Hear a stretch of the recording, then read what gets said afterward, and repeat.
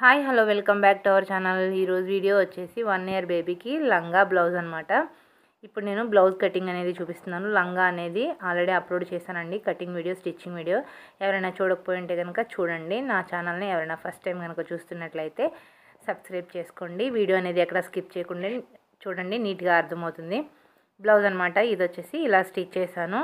దీనికోసం మనం ఎలా కట్ చేసుకోవాలి, ఎలా స్టిచ్ చేయాలనేది చూద్దాము. ఇప్పుడు వచ్చేసి మనం కటింగ్ వీడియో అనమాట.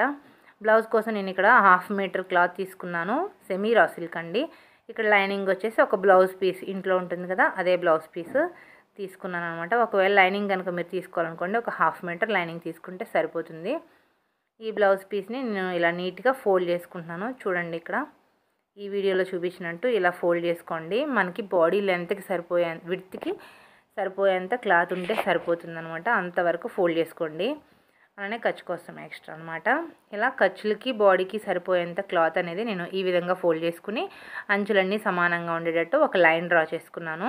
ఇప్పుడు మనం ఇక్కడ కింద ఫోల్డింగ్ వేసుకుంటాం కదా, ఇక్కడ ఫోల్డింగ్ కోసం ఒక 1.5 ఇంచ్ అయితే ఫోల్డింగ్ కోసం ఉంచుకున్నానండి.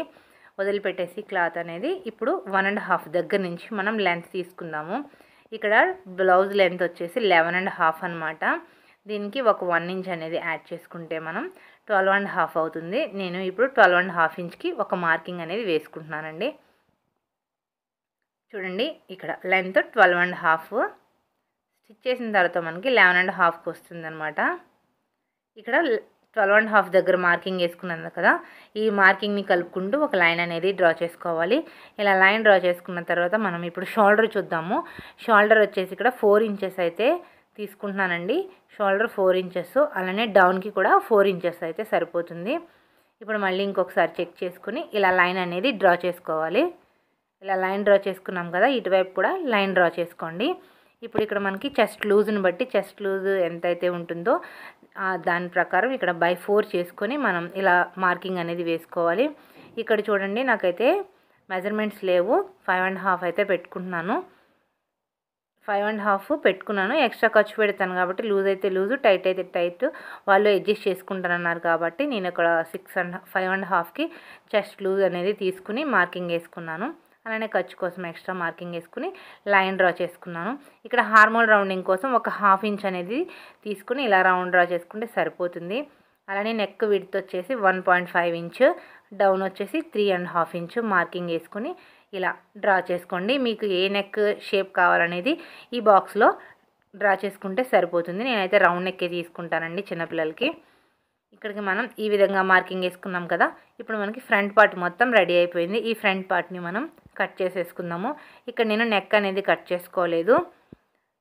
బ్యాక్ పార్ట్ కట్ చేసిన తర్వాత నేను నెక్స్ అనేవి కట్ చేసుకుంటానండి. దానికోసం ఇలా ఫ్రంట్ పార్ట్ మొత్తాన్ని నీట్గా కట్ చేసేసుకుని మనం ఎక్కడెక్కడైతే ఫోల్డింగ్ కోసం అలానే ఖర్చు కోసం ఇలా నెక్ దగ్గర ఇలా మనం టక్స్ అనేవి ఇచ్చేసుకుంటే సరిపోతుంది. ఇక్కడ మనకి డాట్స్ ఇలా వస్తాయి అనేది మీకు చూపిస్తున్నాను. ఇక్కడ డాట్స్ అనేవి వేసుకోవాలి ఫ్రంట్ పార్ట్. ఇప్పుడు మనం బ్యాక్ పార్ట్ తీసుకుందాము. బ్యాక్ పార్ట్ తీసుకొని ఇక్కడ చూడండి, హుక్స్ పట్టి కాజా పట్టి యాడ్ చేసుకోవడానికి అంటే ఖర్చు అనమాట. ఒక 1/4 ఇంచు ఖర్చు అనేది వదిలిపెట్టేసుకోండి. ఇలా స్ట్రైట్గా లైన్ డ్రా చేసుకుంటే సరిపోతుంది. చూడండి, ఇలా ఒక 1/4 ఇంచ్కి స్ట్రైట్గా లైన్ డ్రా చేసుకున్నాను. ఇలా లైన్ డ్రా చేసుకున్న తర్వాత ఆ లైన్ దగ్గర నుంచి మనకి ఇప్పుడు ఫ్రంట్ పార్ట్ అనేది ఈ విధంగా వేసుకుని సేమ్ యాజ్ టీజ్గా ఎలా అయితే ఉందో అలా కట్ చేసేసుకుంటే సరిపోతుందన్నమాట.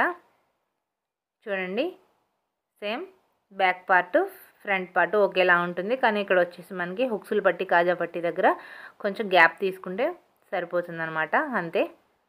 ఇలా ఫ్రంట్ పార్ట్ బ్యాక్ పార్ట్ రెండు కట్ చేసుకున్నాం కదా, ఈ విధంగా టక్స్ కూడా ఇచ్చేసుకోండి. ఇప్పుడు మనం క్లాత్ అనేది ఓపెన్ చేసేసుకుందాము. హుక్స్లు కాజా పట్టి హుక్స్ పట్టి వేయాలి కదా, దానికోసం ఇలా క్లాత్ అనేది ఓపెన్ చేసేసుకుంటే సరిపోతుంది. ఇప్పుడు నెక్ అనేది కట్ చేసుకుందాం. దానికంటే ముందు ఫ్రంట్ సైడ్ లోతు తీసుకోవాలి కదా, హామ్ లోతు కోసం ఇలా ఒక 1/4 ఇంచ్కి ఇలా మార్కింగ్ వేసుకుని కట్ చేసేసుకుంటే ఫ్రంట్ సైడ్ లోతు అనేది వస్తుందన్నమాట. ఇది ఫ్రంట్ సైడు, ఇది బ్యాక్ సైడు. ఇప్పుడు మనం ఫ్రంట్ నెక్ బ్యాక్ నెక్ తీసుకుందాము. ఇక్కడ చూడండి, బ్యాక్ నెక్ అయితే 2.5 ఇంచ్కి మార్కింగ్ వేసుకుంటున్నాను. అలానే విడ్త్ 1.5 ఇంచ్ అంటే 1.5 ఇంచ్కి మార్కింగ్ వేసుకుని మనం ఈ విధంగా రౌండ్ నెక్ అనేది డ్రా చేసుకోవాలి. ఇప్పుడు మనకి బ్యాక్ నెక్ కూడా రెడీ అయిపోయింది. ఇప్పుడు కట్ చేసుకుందాము.